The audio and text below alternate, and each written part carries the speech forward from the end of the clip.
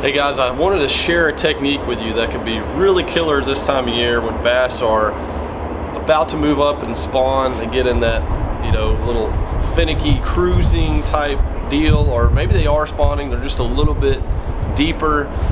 This technique works really well, and a little backstory is I had a co-angler in an FLW Everstart series years ago that caught twice the weight I did out of the back of the boat. I think I had like 14 pounds and he had 24 pounds. It was something like that, something crazy, and he ended up winning the tournament.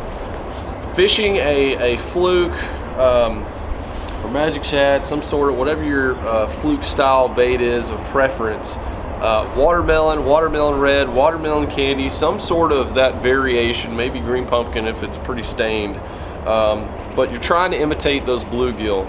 So what you're doing is you're taking that bait, you want to get you some dip and glow or whatever your favorite dye is, and dip a large portion of it in the dip and glow. So take it,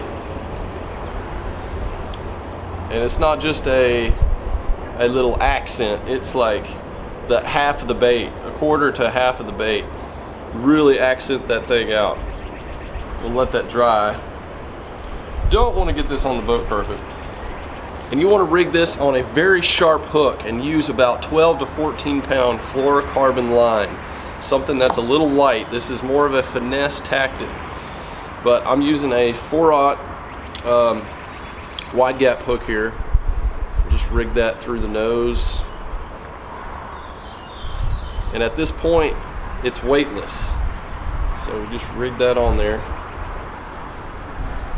And this is your, you know, your typical pre-spawn technique, fishing this around cover, twitching it around, letting it sink. But we're gonna switch this up and do a little something different. We're gonna go about a foot up the line, and we're gonna put a couple of split shots on there. These tiny little split shots. You can use one if it's real calm, two if it is, you know, a little windy, or you're fishing a little bit clearer water, it's a little bit deeper. And we just want to take our pliers and clamp those on directly to the line. Just about a foot up is all.